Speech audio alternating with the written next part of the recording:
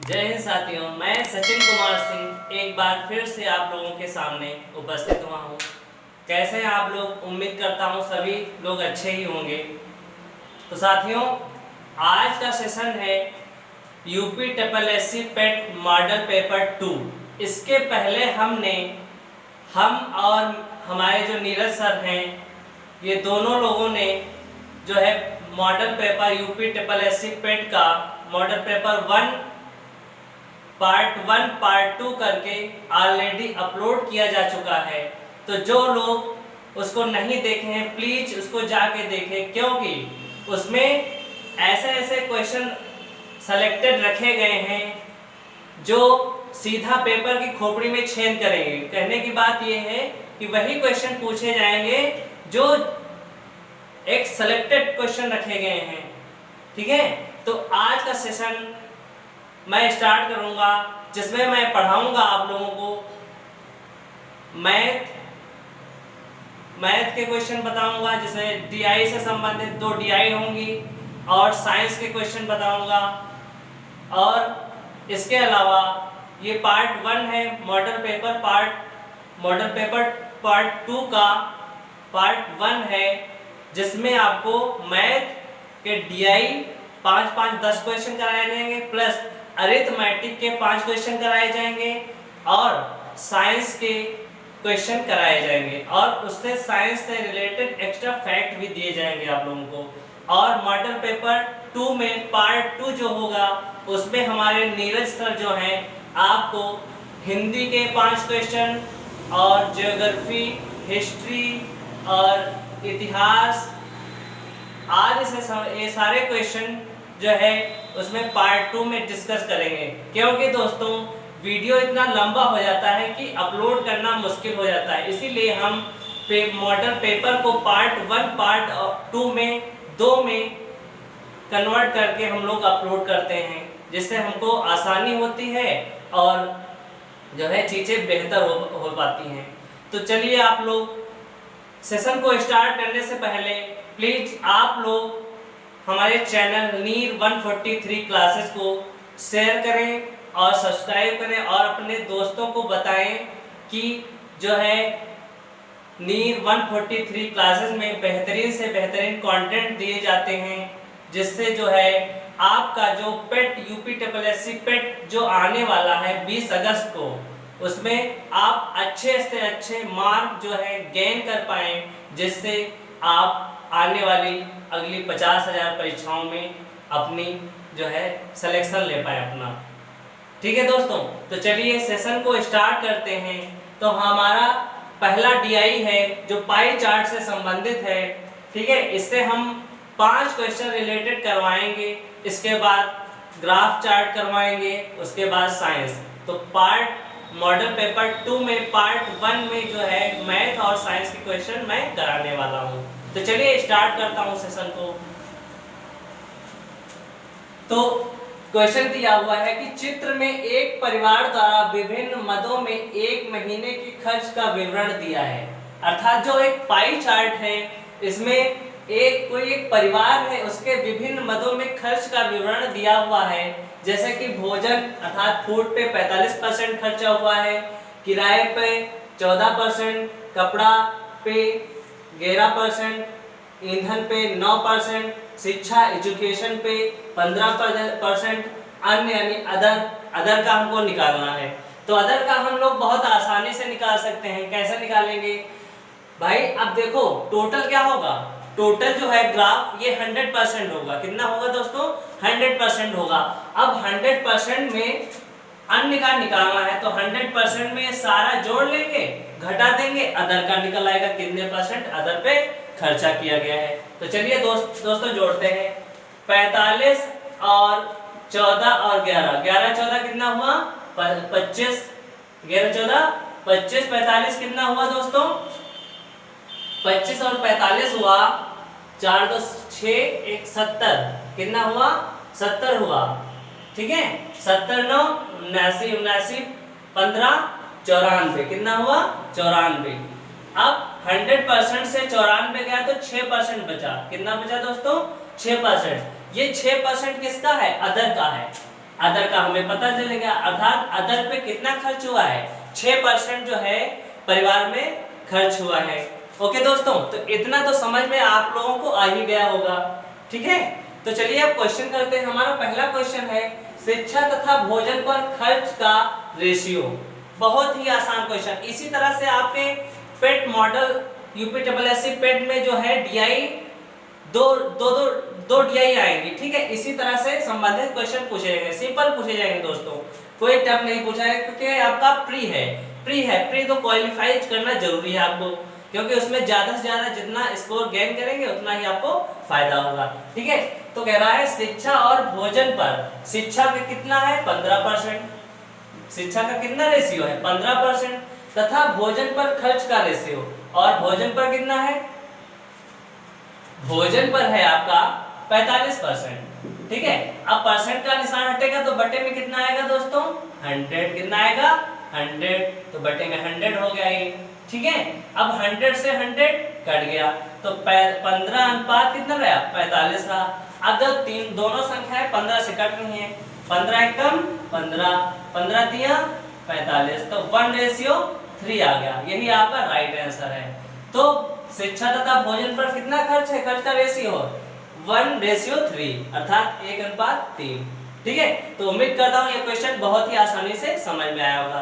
तो चलिए अपना अगला क्वेश्चन देखते हैं। हमारा अगला क्वेश्चन है ईंधन के सापेक्ष किराए पर किया गया खर्च कितने प्रतिशत है, कितने प्रतिशत है।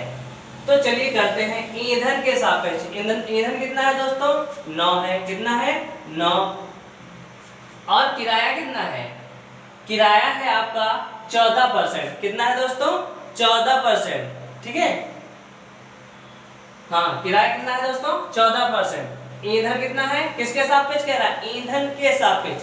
आप लोगों को मैंने जो परसेंटेज इसके पहले परसेंटेज पढ़ाया ना, उसमें आप लोगों को खूब तरीके से ये परसेंटेज चीजें कैसे हम परसेंट को फाइंड करते हैं, ये चीजें काफी चीजें जो है बेसिक से लेकर सारी चीजें बताई हुई हैं। तो जिसके सापेक्ष कहे उसको हम कहाँ रखते हैं, हमेशा नीचे रखते हैं। कहाँ रखते हैं, नीचे रखते हैं। तो ईंधन के सापेक्ष ईंधन का रेशियो कितना परसेंट है 9% है। ठीक है, और किराए का कितना है, किराए का 14% है। 14 इंटू जब परसेंटेज निकालते हैं तो 100 से मल्टीप्लाई करते हैं। ठीक है, तो चलिएगा इसको करते हैं, 1400 हुआ बटे 9। इसको फ्रैक्शन में कैसे लिखेंगे, तो 9 एकम, अगर इसको हम काटें तो कैसे रहेगा, इसको 9 एकम 9, 14 से 9 गया 5 बचा, 5 और 0 50 हुआ, 9 बचे 45, 45 हुआ। अब 50 से 45 गया 5 बचा, फिर 5 और 0 50 हुआ, 9 बचे 45, कितना शेष रहा 5। उसको शेष को हम ऊपर लिखते हैं बटे 9। कैसे हुआ देखिए, फिर से सिंपल समझिए, 1400 इसको 9 से ही तो डिवाइड करेंगे, 9 एकम 9, 5 14, 5 बचा 0, 9 बचे 45। ठीक है, अब 50 से 45 गया तो 5, फिर 0 इधर है, 9 बचे 45, शेष कितना बचा 5। जो शेष बचता है उसको ऊपर लिखते हैं, जो भाग फैलाता है उसको सही बटे में लिखते हैं, और जिसे डिवाइड करते हैं उसको बटे में लिखते हैं। तो यही आपका राइट आंसर है। तो कितने प्रतिशत है 155 सही, 5/9%, यही आपका राइट आंसर है। उम्मीद करता हूँ ये क्वेश्चन समझ में आया होगा। चलिए अपने अगले क्वेश्चनों पे चलते हैं। चलिए दोस्तों, हमारा अगला क्वेश्चन है कि किन तीन मदों पर खर्चों के केंद्रीय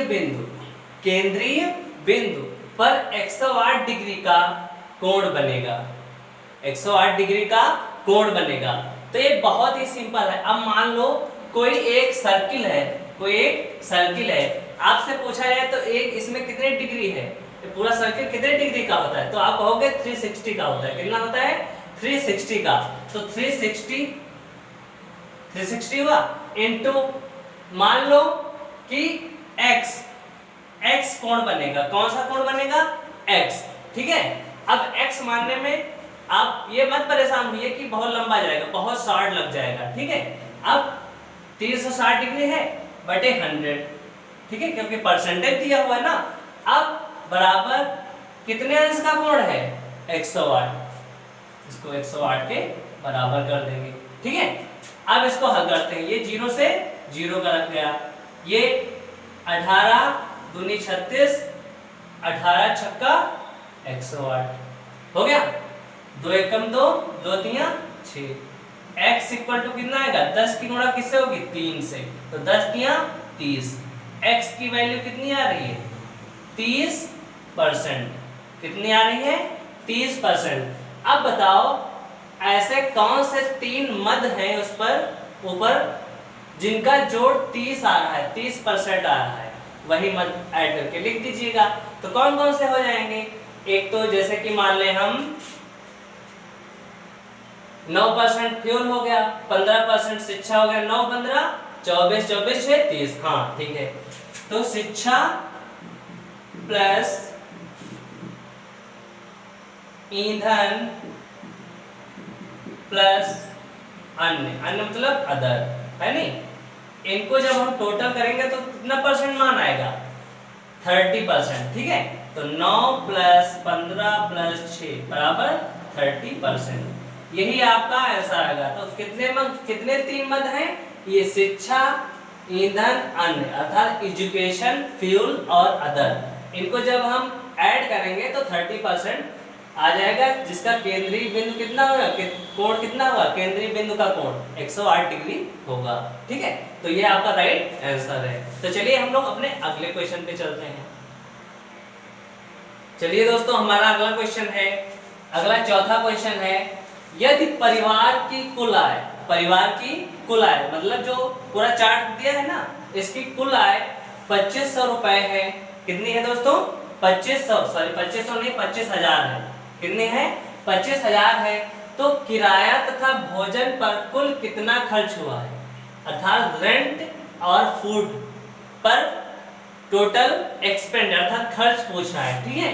तो टोटल कितना है, टोटल पूरे ग्राफ का कितना है 100% है, 100% है, टोटल आय 100% होती है ना। तो कुल आय मतलब कितनी दी हुई है 25,000, कितनी 25,000। तो 1% की वैल्यू कितनी हो जाएगी, जब 100% की वैल्यू 25,000 तो 1% की कैसे निकालेंगे, 2 जीरो इधर कट गए, 2 जीरो इधर कट गए, 2500 रुपए आ गया, कितना आ गया, नहीं सॉरी 250 रुपए आ गया, कितना आ गया 250 रुपए 1% की, ठीक है। अब किसका किसका पूछ रहा है, किसके लिए, किराया तथा भोजन पर कुल, कुल का मतलब जोड़ेंगे, ठीक है। किराया का कितना है 11% प्लस, और उसका कितना है भोजन का 45%, तो 11 और 45 कितना हो गया, 11 45 हो गया, 5 1 6 4 1 5 56%। जब 1% की वैल्यू 250 रुपए, तो 56% की कैसे निकालेंगे, 250 से गुणा कर देंगे, क्या करेंगे 250 से 56 की गुणा कर देंगे, तो 25 छक्का कितना हुआ 150, 150 का जीरो हासिल 15 25 पंचे 125, 125 और 15 कितना हो गया 0 3 4 140, कितना हो गया 140, और एक ये जीरो था वो लिख दिया, तो कितना आ गया भोजन और किराया पर खर्च कुल 14,000 रुपए, कितना आ गया दोस्तों 14,000। तो उम्मीद करता हूँ ये भी बहुत ही सिंपल तरीके से और बहुत ही अच्छा कंटेंट दिया है मैंने, आप लोगों को समझ में आया होगा। चलिए अगला लास्ट क्वेश्चन देखते हैं अपने इस पाई चार्ट का। चलिए दोस्तों, हमारा 5वां क्वेश्चन है, हमारा 5वां क्वेश्चन क्या है, कपड़े और ईंधन में खर्च की गई कुल राशि, कपड़े और ईंधन में खर्च की गई कुल राशि। तो कपड़े में कितना है 9 प्लस, और ईंधन में कितना है, सॉरी कपड़े में 11 है, 11% प्लस ईंधन फ्यूल में कितना है 9%, ठीक है। कि ये कुल राशि शिक्षा की राशि से रेशियो, शिक्षा का कितना है रेशियो निकालना है तो अनुपात का निशान लगा देंगे, है नहीं। अब शिक्षा का कितना है एजुकेशन का है 15, ठीक है। तो 11 9 कितना हो गया 20 हो गया, इंटू 15 काट दो, 5 को 20 5 15, ठीक है। तो कितना आ जाएगा 4:3। यही आपका राइट आंसर है नहीं? तो उम्मीद करता हूँ ये भी क्वेश्चन आप लोगों को समझ में आएगा होगा। तो चलिए अगला हम लोग DI करेंगे, ठीक है। चलिए दोस्तों हम अपने अगले DI पे चलते हैं। हमारा डाटा क्या दिया हुआ है, फुटबॉल टीम द्वारा एक वर्ष में खेले गए 7 प्रतियोगिताओं के प्रदर्शन का रिकॉर्ड है। मतलब एक फुटबॉल टीम है, वो एक वर्ष में 7 प्रतियोगिताएं खेली हैं और उनका रिकॉर्ड दिया है कि वो कितने मैच जीते हैं और कितने हारे हैं और कितने मैच खेले हैं। तो पहली जो प्रतियोगिता है उसमें 8 मैच खेले गए हैं और 5 जीते गए हैं और 3 हारे गए हैं। इसी तरह से दूसरे में 4 जीते गए 4 हारे गए, टोटल कितने हो गए दोस्तों 8 हो गए। तीसरी में 5 जीते गए 2 हारे गए, टोटल कितने हो गए 7 हो गए, ठीक है, ध्यान से समझिएगा। फिर चौथी प्रतियोगिता है उसमें 6 मैच जीते हैं 3 हारे हैं, टोटल कितने हो गए 6 3 9, ठीक है। अगली प्रतियोगिता है 5वीं, 4 जीते 2 हारे, तो आगे कितना हो गया 4 2 6 टोटल मैच। फिर छठी है 3 3 3 हारे 3 जीते, तो 3 3 6, फिर 2 जीते 4 हारे, फिर कितना हो गया टोटल 6, ठीक है। तो ये इतनी चीज आप लोगों को समझ में आ गई होगी, ठीक है। तो अपना अगला क्वेश्चन देखते हैं, टीम के लिए सबसे अच्छी प्रतियोगिता कौन सी है।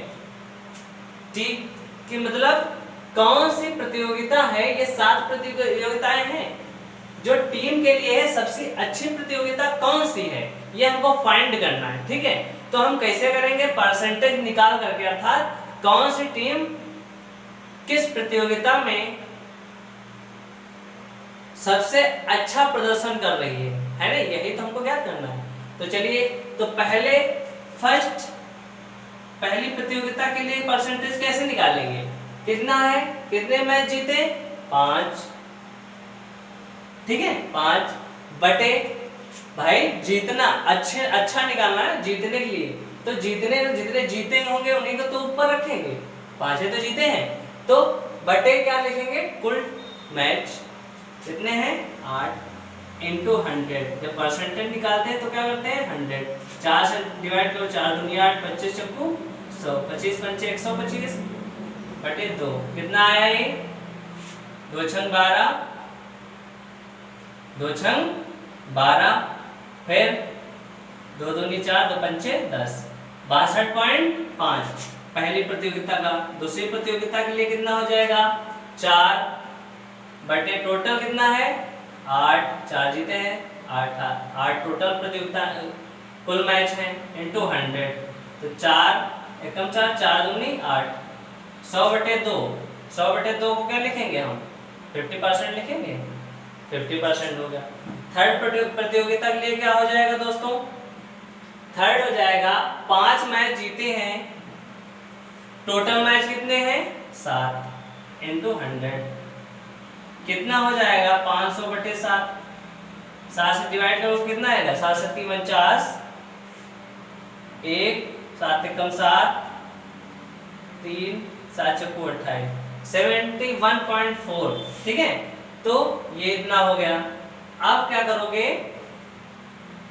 चौथी प्रतियोगिता कौन सी है, सबका निकाल लेंगे, फाइंड कर लेंगे ना, 6 बटे 9 इंटू 100, 6 क्या है जीते मैच हैं चौथी में, ठीक है, चौथी प्रतियोगिता में 9 टोटल मैच हैं, 3 दूना 6, 3 तिया 9, तो 200 बटे 3 कितना आ गया 66 सही 2 बटे 3 आ गया, कितना परसेंट। ओके दोस्तों, अब इसको क्या करेंगे हम, अब छठी प्रतियोगिता, छठी क्या हो जाएगी, सॉरी पांचवी हो जाएगी आपकी, 3 जीते हैं 3 हारे हैं, तो 3 बटे 6 इंटू 100, ठीक है, 3 एकम 3, 3 दूना 6, कितना आ गया 100 बटे 2 हो जाएगा ये, यानी 50%, कितना आया 50%। लास्ट कितना है 7वीं प्रतियोगिता, छठी तो निकाली थी ना मैंने, छठी निकाली थी। 7वीं देखते हैं, 7वीं में क्या हो जाएगा, 2 जीते 4 हारे, इसमें तो हारा ज्यादा कम ही आएगा, तो 2 बटे 6 हो जाएगा, इंटू 100, ठीक है। 2 एकम 2, 2 3 6, 100/3 मतलब 33.33%। कितना आएगा? 33.33%। अब बताइए इसमें सबसे अच्छी प्रतियोगिता कौन सी रही, बताइए। 62 पॉइंट, ये 50 उससे कम है, 71 ये उससे इससे कम है 71 दूसरे वाले से। तो सबसे अच्छी कौन सी रहेगी? थर्ड वाली प्रतियोगिता। कौन सी नंबर? तो आंसर कितना हो जाएगा आपका? आंसर हो जाएगा थर्ड, यानी तीसरी प्रतियोगिता सबसे अच्छी रही, सबसे अच्छी रही, अर्थात सबसे ज्यादा परसेंट जो है किस प्रतियोगिता में जीते गए मैच हैं? तो थर्ड प्रतियोगिता में। तो उम्मीद करता हूँ ये क्वेश्चन आपको बहुत ही आराम से समझ में आया होगा। तो चलिए अपने अगले क्वेश्चन पे चलते हैं। दोस्तों हमारा अगला क्वेश्चन है, किस टीम के लिए सबसे खराब प्रतियोगिता रही? सबसे खराब प्रतियोगिता रही। तो जाहिर सी बात है आप देख करके ही बता सकते हैं। इसमें 8 में 5 जीते गए, 4 में 4 यानी 50% रहा इसमें 50 7 से 5 जीते गए, इसमें भी ज्यादा रहा, बढ़िया रहा।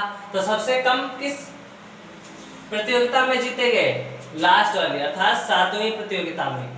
6 मैचों में से 2 मैच जीते गए, 4 हारे गए। तो देख करके ही बता सकते हैं। तो 7वीं प्रतियोगिता कितना रहा, कितना परसेंटेज होगा? परसेंटेज भी निकाल लेते हैं हम लोग। 2 जीते गए किसके रिस्पेक्ट में? 6 मैचों के रिस्पेक्ट में, इंटू 100 इंटू 2 से काट दो, 2 एकम 2, 2 3 6, 100/3 कितना रहता है? 33% है नहीं। तो सबसे खराब प्रतियोगिता कौन सी रही? 7वीं। कौन सी रही दोस्तों? 7वीं रही, ठीक है, जिसका परसेंटेज कितना है? 33.33%। तो ये भी क्वेश्चन आप लोगों को समझ में आया होगा। चलिए अपने अगले क्वेश्चन पे चलते हैं हम लोग।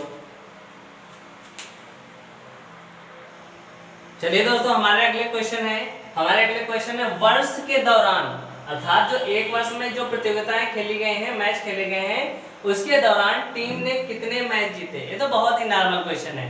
तो जीते मैच काउंट कर लो, कुल कितने मैच जीते, कुल कितने मैच, कुल नहीं लिखा है यहाँ, कुल कितने मैच जीते। तो कितने मैच जीते हैं दोस्तों जान लो। 5 5 10 4 14, 14 6 20, 20 4 24, 24 3 27, 27 2 29। तो टोटल विन मैच कितने हो जाएंगे?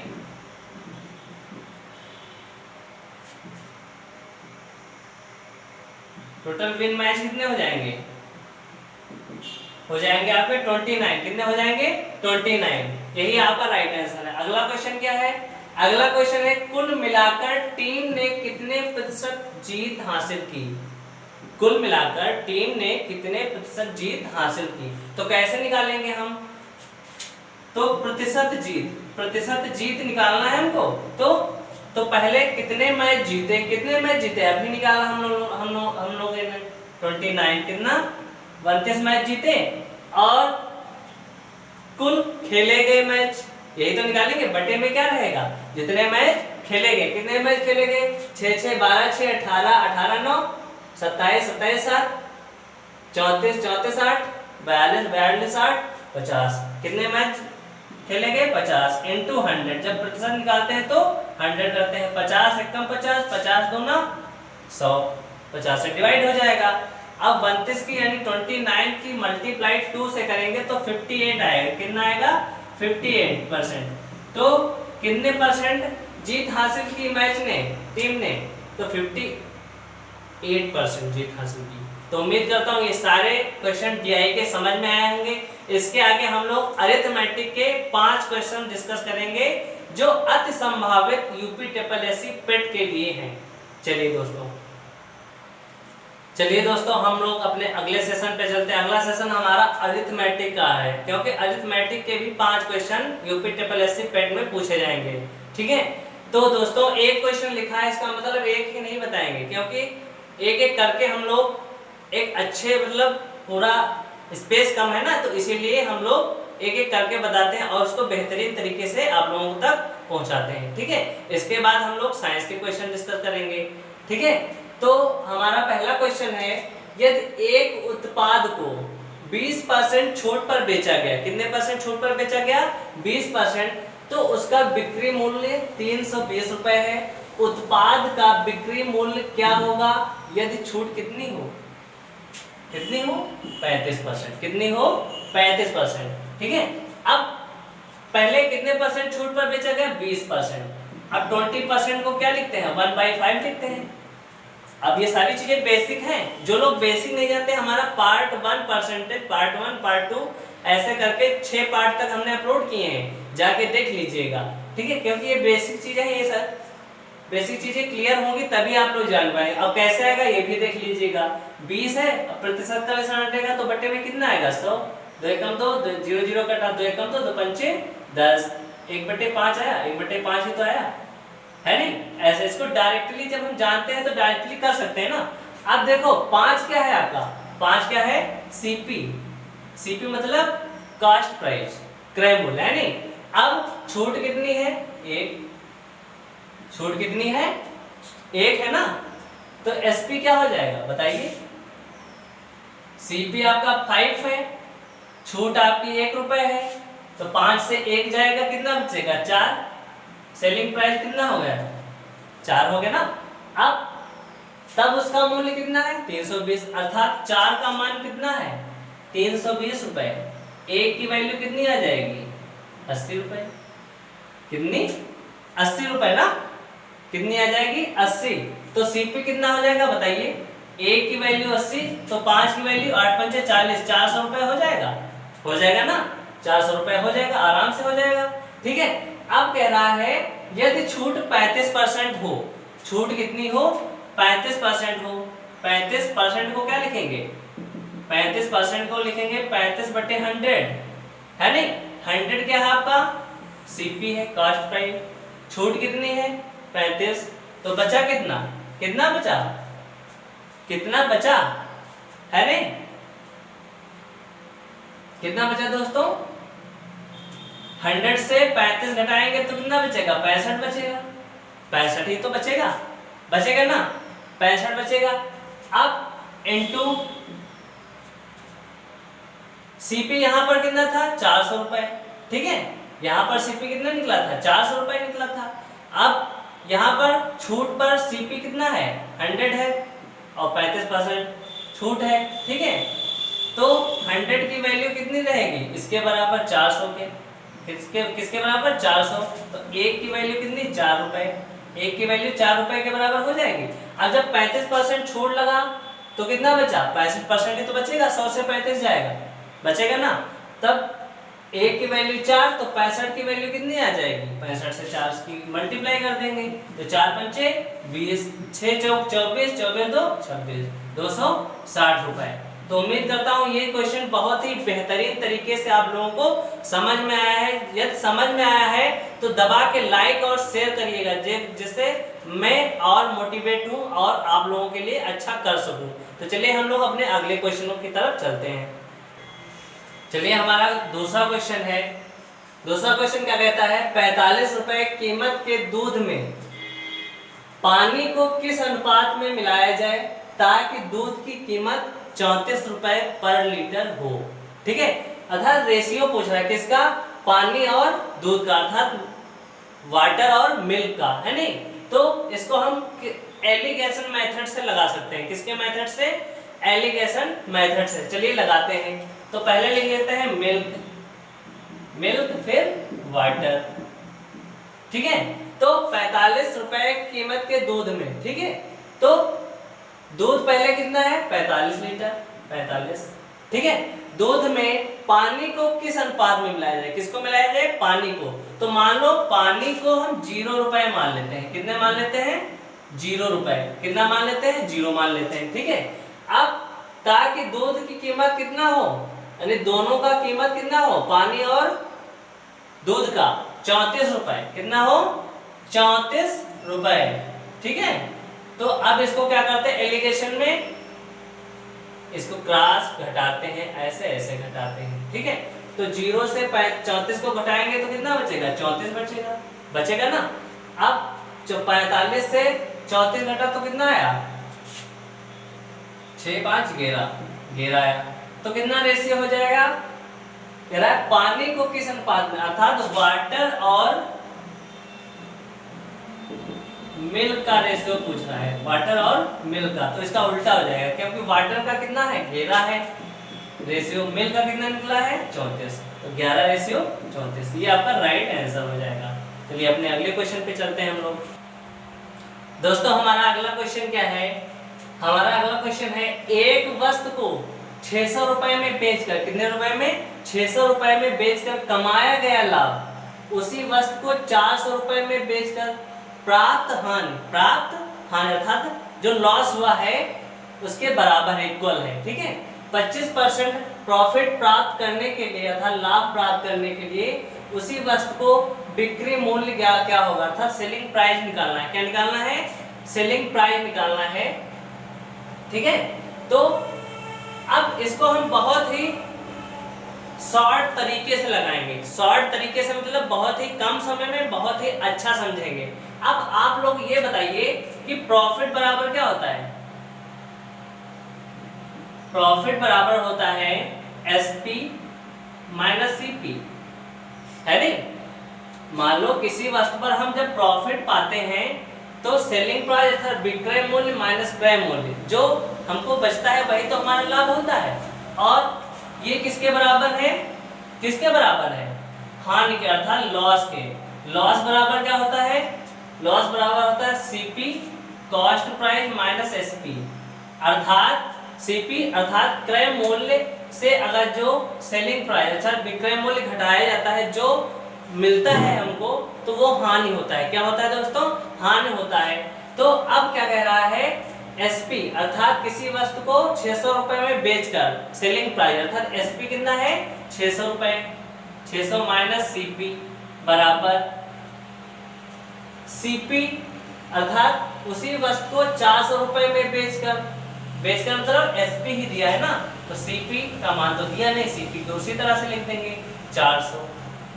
अब सीपी एक तरफ लाएंगे तो माइनस सीपी माइनस ये सीपी इधर प्लस का है, इधर आएगा काहे का हो जाएगा माइनस का हो जाएगा, बराबर माइनस के 400, ये 600 इधर काहे के हैं प्लस के, क्योंकि इसके संख्या के सामने कोई निशान होता है वो संख्या काहे की मानी जाती है प्लस की। 600 उधर के काहे के हो गए माइनस के, क्योंकि बराबर के उधर जब संख्या जाती है तो चिन्ह बदल जाता है। तो माइनस सीपी दोनों जुड़ जाएंगे, 2cp हो गया, क्या हो गया 2cp, अर्थात 600 में 400 जोड़े तो 1000, कितना आया 1000, माइनस माइनस कट गया, तो cp इक्वल टू कितना हुआ 1000 को 2 से डिवाइड करेंगे, तो 1000 को 2 से जब भाग करेंगे तो कितना आएगा 500 आएगा, तो cp कितना है 500, अर्थात कॉस्ट प्राइस क्रय मूल्य कितना है, क्रय मूल्य बोले तो कितना है आपका 500 रुपए, कितना है 500, और इस पर कितने परसेंट लाभ प्राप्त करना है 25%, कितने परसेंट 25%, तो 500 का 25% निकाल दो 25/100।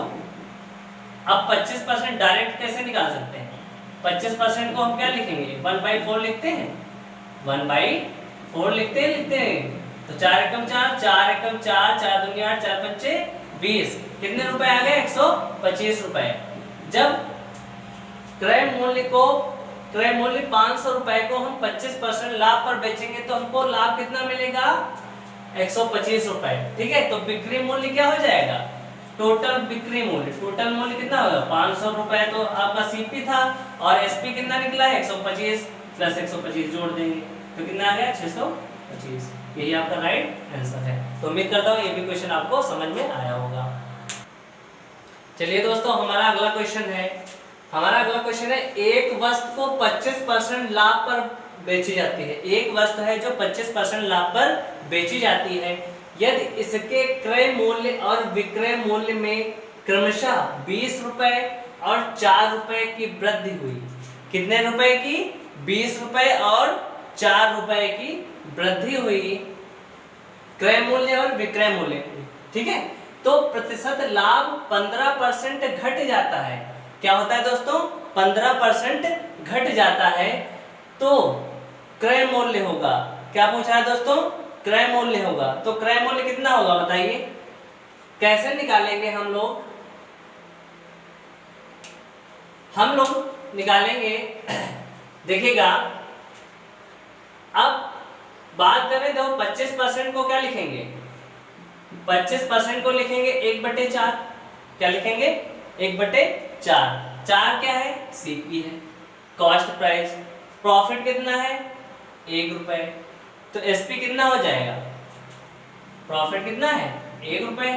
तो सीपी और एसपी अर्थात सीपी 4 रुपए है तो एसपी कितना हो जाएगा, विक्रय मूल्य 4 1 5 रुपए। भाई बढ़ लाभ पर बेची जाती ना तो बढ़ेगा ही ना। फिर क्या कह रहा है कि क्रमशः 20 रुपए 4 रुपए की वृद्धि हो तो प्रतिशत लाभ पर 15% घट जाता है। वृद्धि जो होती है वो लाभ पर कितने परसेंट घट जाती है, 15%। यहाँ पे समझने वाली बात है, किसका 15%, 25 का। तो 25 से 15% घटाएंगे कितना बचेगा, 10% तो बचेगा। 10% को क्या लिखेंगे, 1/10 लिखेंगे, लिखते हैं ना। अर्थात 10 से क्या हो रहा है, 10 से क्या हो रहा है, 10 सीपी था आपका, है नहीं, एक बढ़ रहा है, एसपी कितना हो जाएगा 11, है नहीं, क्या हो जाएगा 11। तो अब देखो यदि इसके क्रय मूल्य मतलब सीपी में और विक्रय मूल्य में क्रमशः 20 और 4% की 20 रुपए और 4 रुपए की वृद्धि होती है तो सीपी में 20 रुपए की प्लस 20 कर देंगे। एसपी में क्या करेंगे, सेलिंग प्राइस में 4 रुपए की वृद्धि होती है तो 4 कर देंगे। कितना कर देंगे, 4 कर देंगे। ठीक है दोस्तों, अब क्या करेंगे, अब यहाँ हम लगाएंगे नया कॉन्सेप्ट, एक लड़ाई कॉन्सेप्ट होता है। क्या होता है दोस्तों, लड़ाई कॉन्सेप्ट, जो हमेशा जिंदाबाद है और रहेगा हमेशा, है नहीं, CONCEPT कॉन्सेप्ट। लड़ाई कॉन्सेप्ट क्या होता है दोस्तों, कैसे लगाते हैं देखिएगा। सीपी का इससे गुणा, इसका इससे गुणा, तो 10 बचे 50 माइनस 11 चक्कू 44, घटा कितना बचा, 44 से 50 से 44 गया तो 6 बचा। ठीक है, अब क्या करेंगे, 11 से 20 में गुणा, 10 से 4 में गुणा, तो 11 की 20 से गुणा करेंगे तो कितना बचेगा, 220। कितना हो जाएगा, 220, 11 दूनी 22, 0 का 0, 10 चक्कू 44, 10 चक्कू 40 माइनस 40, यानी घटा देते हैं। याद रखो, क्या करते हैं, घटा देते हैं, मतलब इसकी इससे गुणा, इसकी इससे गुणा माइनस इसकी इसकी गुणा। ठीक है, बराबर जो बीच में हो सीपीएसपी का उसके इससे गुणा, इसके इससे गुणा, बीच में माइनस का निशान। ठीक है, ज्यादा से कम घटा देंगे। अब ये कितना बचेगा, 220 से 40 गया तो 180, अर्थात 6 की वैल्यू कितनी है, 180 आई ना, तो 1 की वैल्यू कितनी आ जाएगी, 6 18 30 रुपए। कितनी आ जाएगी, 30 रुपए। ठीक है, तो क्रय मूल्य होगा, क्या कह रहा है, क्रय मूल्य होगा। ठीक है, क्रय मूल्य कितना था, सीपी कितना था, 4 रुपए था, 4 था सीपी का मान और एसपी का मान 5। तो सीपी पूछे तो कितना निकालेंगे हम, जब 1 की वैल्यू 30 रुपए, 1 की वैल्यू 30 रुपए तो 4 की वैल्यू कितनी हो जाएगी, 120। भाई 4 से गुणा कर देंगे 30 की, तो सीपी कितना, ये आंसर आपका आ गया। अगर जो विक्रय मूल्य पूछे तो कितना हो जाएगा, तो 5 की वैल्यू निकाल देंगे, 5 15 150 रुपया हो जाएगा। ठीक है, दोनों ऑप्शन, दोनों आंसर आ जाएंगे, सीपी एसपी दोनों निकाल सकते हो। तो ये क्वेश्चन बहुत ही अच्छी तरीके से आप लोगों को समझ में आया होगा। तो चलिए अपने अगले क्वेश्चन पे चलते हैं। चलिए दोस्तों, हमारा 5वां क्वेश्चन है, दो समान राशियां जो है दो बैंकों में प्रत्येक 15% वार्षिक ब्याज पर क्रमशः 3.5 वर्ष और 5 वर्ष के लिए निवेश की जाती हैं। यदि उनके ब्याजों के बीच का अंतर 144 रुपए है तो प्रत्येक राशि ज्ञात करो। कितना है, क्या ज्ञात करना है, प्रत्येक राशि ज्ञात करना है। तो अब ये बताइए, ठीक है, तो इनका डिफरेंस कितना है दोस्तों, डिफरेंस पहले हम निकालेंगे। क्या निकालेंगे, डिफरेंस कितना है, 5 माइनस 3.5 कितना है, कितना आएगा 1.5, क्या आएगा 1.5। 1.5 की वैल्यू कितनी दी है, अंतर कह रहा है के बीच, उनके ब्याजों के बीच का अंतर 144 है। 144 रुपए के। किसके रुपए? कितने रुपए के? 144 रुपए के। अब कह रहा है कि प्रत्येक को कितने परसेंट राशि पर? 15%। तो 15% इंटू क्या करेंगे? 1.5 बराबर 144। 144। तो अब 15% को क्या लिखेंगे बताओ? 3/2 लिख सकते हैं। लिख सकते हैं ना, आराम से लिख सकते हैं। 3/2 लिख सकते हैं, ठीक है, बराबर 144। अब देखो क्या 3 से कट जाएगा ये? 3 × 15 और 3 × 12, 3 × 24। फिर इसको 3 × 3 16 × 48। तो 5 × 5/2 बराबर 16। तो 5 बराबर कितना होगा? 5 का मान 32, 16 दूनी 32। 5% की वैल्यू कितनी आ गई? 5% की वैल्यू आ गई 32। अब निकालनी कितने परसेंट की है? 100% की, क्योंकि प्रत्येक राशि ज्ञात करनी, प्रत्येक की राशि ज्ञात करनी है। प्रत्येक की मतलब किसी की भी राशि ज्ञात करो, मतलब दोनों की समान ही होगी, ठीक है। अब 5% की वैल्यू 32 रुपए, तो 100% निकालना है ना। 100% बना अर्थात 20 से गुणा करना पड़ेगा। 20 से गुणा करना पड़ेगा, तब तो ये 100% होगा। 20 × 5 100। जब इधर 20 से गुणा करेंगे तो इधर भी 20 से गुणा कर देंगे, ठीक है। तो 100% बराबर कितना हो जाएगा? 100% का मान हो जाएगा 32 × 2 = 64, 640 रुपए। तो कितनी राशि आ जाएगी? 640 रुपए। यही आपका राइट आंसर है। तो उम्मीद करता हूँ ये मैथ का सारा पोर्शन आप लोगों को बहुत ही बेहतरीन कंटेंट के साथ समझ में आया होगा। यदि समझ में आया हो तो शेयर करें, सब्सक्राइब करें, अपने दोस्तों को इनवाइट करें, ठीक है, और बेल आइकन को प्रेस करना बिल्कुल मत भूलिएगा। अब इसके बाद हम साइंस के क्वेश्चन डिस्कस करेंगे। चलिए दोस्तों, अब हम साइंस के क्वेश्चन डिस्कस करेंगे। किसके क्वेश्चन डिस्कस करेंगे? साइंस के, ठीक है, जो कि 5 से 6 क्वेश्चन साइंस में यूपीएससी पेट में पूछे ही जाने हैं, ठीक है। ओके दोस्तों, चलिए स्टार्ट करते हैं हम। तो पहला क्वेश्चन है, उत्तल दर्पण का प्रयोग होता है। दोस्तों ये क्वेश्चन बहुत ही पूछा जाता है, बहुत ही पूछा जाने वाला क्वेश्चन है, ठीक है। उत्तल दर्पण का प्रयोग कहाँ होता है, अवतल दर्पण का प्रयोग कहाँ होता है, ये क्वेश्चन बहुत ही पूछे जाते हैं। तो चलिए हम लोग डिस्कस करते हैं। तो उत्तल दर्पण का प्रयोग हम मोटर गाड़ी के साइड में करते हैं, मतलब जो साइड में लगा होता है ना, जैसे कि 4 व्हीलर है, उसके साइड में जो बैक साइड में पीछे देखने के लिए होता है ना, जो शीशा लगा होता है ना, वो क्या होता है, उसको हम उत्तल दर्पण बोलते हैं, जिसको कॉन्केव मिरर बोलते हैं। क्या बोलते हैं? कॉन्केव मिरर, है नहीं। बाकी जो ऑप्शन है, solar cooker, search light, headlight. Headlight मतलब जो गाड़ी होती है ना, जो सामने लगे होते हैं लाइटें, तो वो अवतल दर्पण की बनी होती है। ये सारे जो ऑप्शन है ये अवतल दर्पण के हैं। किसके हैं? अवतल दर्पण के। अर्थात अवतल दर्पण का प्रयोग सोलर कुकर में होता है, सर्च लाइट में होता है, हेडलाइट में होता है, गाड़ी के हेडलाइट में होता है। तो उम्मीद करता हूँ ये क्वेश्चन आपको समझ में आया होगा। तो अगला क्वेश्चन है हमारा, अगला क्वेश्चन है, पदार्थ की 5वीं अवस्था क्या है? अर्थात पदार्थ की 5वीं अवस्था क्या है? आप सब लोग जानते हैं कि ठोस, द्रव, गैस। पदार्थ की 3 अवस्थाएं तो हैं ही हैं, बट पदार्थ की 5 अवस्थाएं होती है। कौन कौन सी? ठोस, द्रव, गैस, और चौथी अवस्था प्लाज्मा। 5वीं अवस्था क्या होती है? Bose-Einstein condensate. कौन सी होती है? Bose-Einstein condensate. तो 5वीं अवस्था पूछा है तो बोस-आइंस्टीन कंडेंसेट ऑप्शन में ये सही हो जाएगा। तो चौथी अवस्था क्या होती है? प्लाज्मा। और 3 अवस्थाएं क्या होती हैं? ठोस, द्रव, गैस। तो चलिए हम लोग अदर क्वेश्चन पर डिस्कस करेंगे।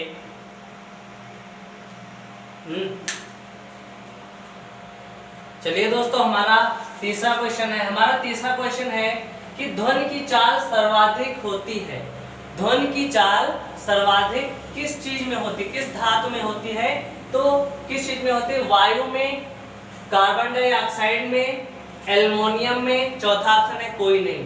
तो ध्वनि की चाल सर्वाधिक एल्यूमिनियम में होती है। किस में होती है दोस्तों? एल्यूमिनियम में होती है।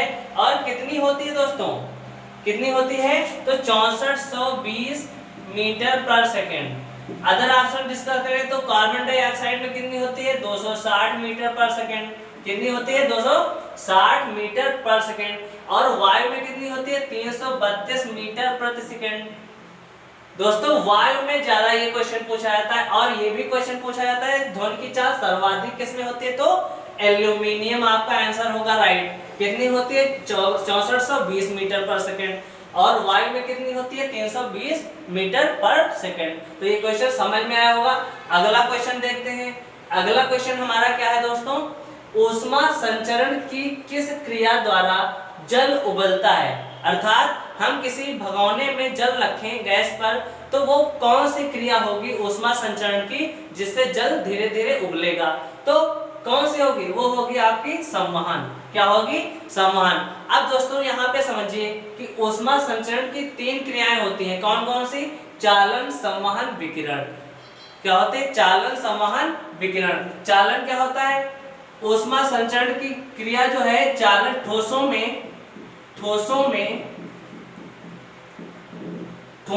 ऊष्मा संचरण किस क्रिया के द्वारा होता है, तो चालन क्रिया के द्वारा होता है। अर्थात चालन के द्वारा ही कोई ठोस, ऐसे मान लो कोई ठोस लोहे की छड़ है, तो वो चालन प्रक्रिया अर्थात ऊष्मा की चालन प्रक्रिया के द्वारा ही धीरे धीरे गर्म होती है। अर्थात इसमें जो अणु होते हैं, निकाय के जो अणु होते हैं, जो पास होते हैं ना ठोस में, तो पहला अणु गर्म होता है, फिर उसके बाद दूसरा, ऐसे धीरे धीरे करके वो पूरी क्षण गर्म हो जाती है। तो वो क्रिया क्या कहलाती है, चालन क्रिया कहलाती है। ऊष्मा संचरण की चालन क्रिया के द्वारा ठोस में कोई क्षण गर्म होती है। ठीक है। संवहन में क्या होता है, तो ऊष्मा संचरण की संवहन क्रिया, जैसे कि मान लो किसी पायदान में हमने जल रखा, तो जल धीरे धीरे, जल का एक अणु जो गर्म हो जाता है वो ऊपर आता है, देखो बुलबुला बन के आता है ना, तो धीरे धीरे ऐसे क्या होता है, धीरे धीरे सारे अणु जो है ऊपर आते रहते हैं। जो अणु गर्म हो जाता है वो ऊपर आता है, उसके स्थान पर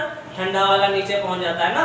तो यही प्रक्रिया क्या होती है, संवहन कहलाती है, जो कि क्वेश्चन का आंसर है। अगला ऑप्शन है विकिरण।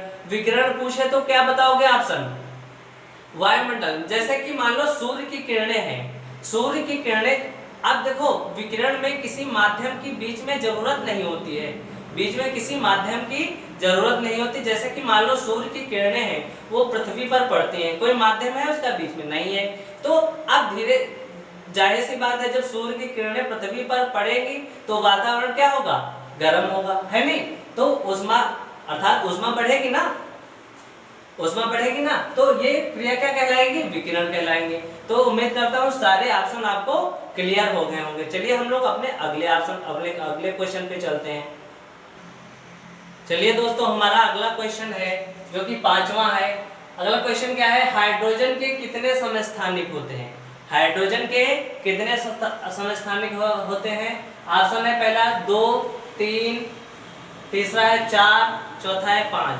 तो हाइड्रोजन के 3 समस्थानिक होते हैं। कितने होते हैं दोस्तों, 3। कौन कौन से, प्रोटियम जिसका 1H1 सूत्र होता है, प्रोटियम, ड्राइटियम,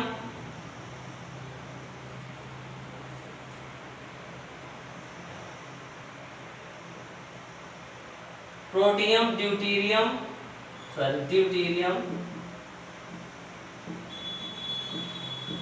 इसका सूत्र क्या होता है 1H2।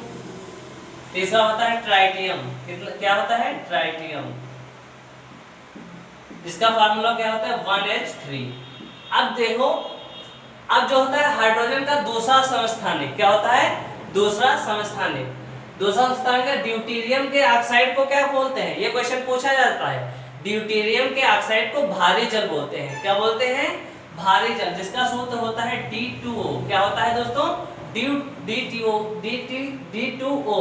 ड्यूटेरियम के ऑक्साइड को क्या बोलते हैं, भारी जल बोलते हैं। और भारी जल कितने डिग्री सेल्सियस पे जमता है दोस्तों, 3.8 डिग्री सेल्सियस पे जमता है। और शुद्ध जल कितने डिग्री सेल्सियस पे जमता है, तो 4 डिग्री सेल्सियस पे जमता है। और यहाँ से क्या याद आता है कि भारी जल का प्रयोग कहाँ किया जाता है, न्यूट्रॉन मंदक के रूप में। कहाँ किया जाता है, न्यूट्रॉन मंदक के रूप में भारी जल का प्रयोग किया जाता है। और भारी जल के खोजकर्ता कौन है, वाशबर्न है। क्या है, कौन है, कौन से वैज्ञानिक थे, वाशबर्न।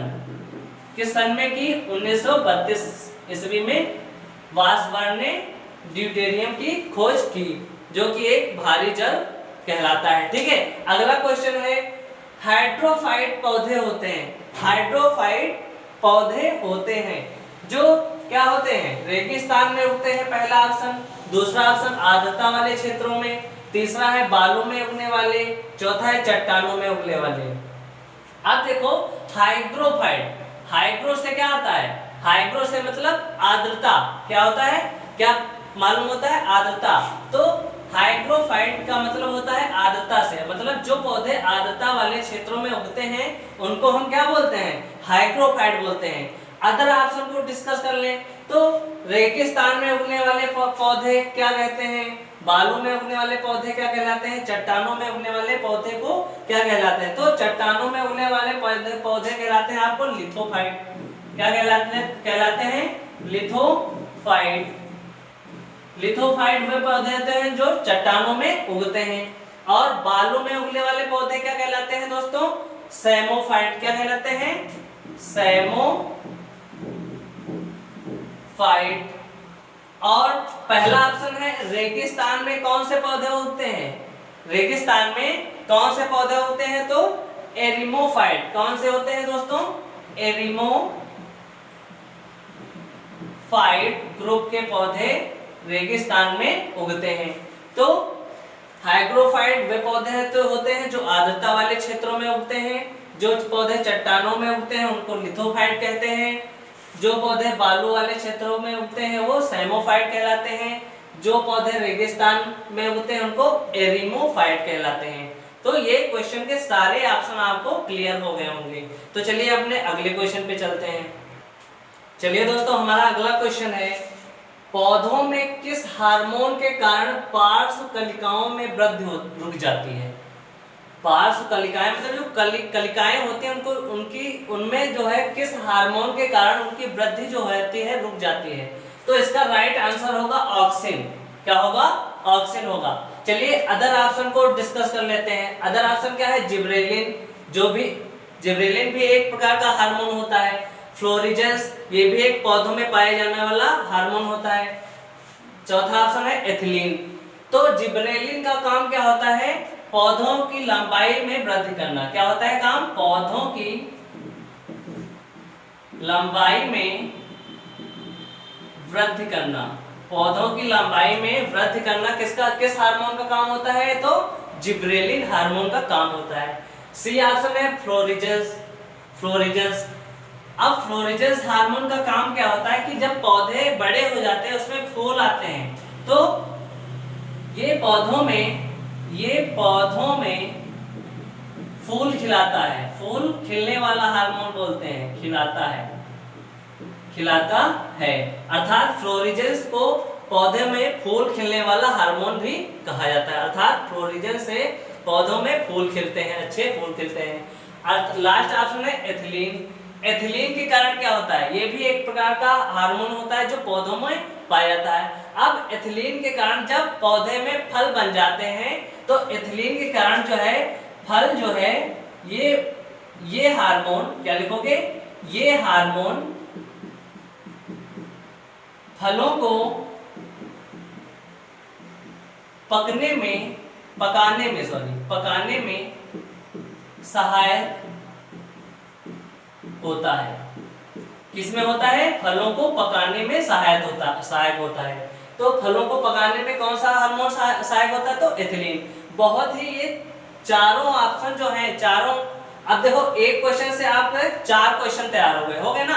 अब ये चारों क्वेश्चन बहुत ही इंपॉर्टेंट है आपके लिए। चाहिए तो आप लोग स्क्रीनशॉट ले लीजिएगा, ठीक है, ताकि आपको परीक्षा जब आए आपके सामने पेपर हो ना तो आपको डिस्टर्ब ना हो, आप देखते ही आंसर टिक कर दो तुरंत।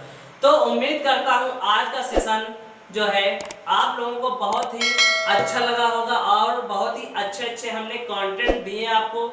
यदि आपको सेशन अच्छा लगा है तो प्लीज सेशन को लाइक करें, शेयर करें और सब्सक्राइब करना बिल्कुल मत भूलिएगा। आज के लिए इतना ही। Thank you so much.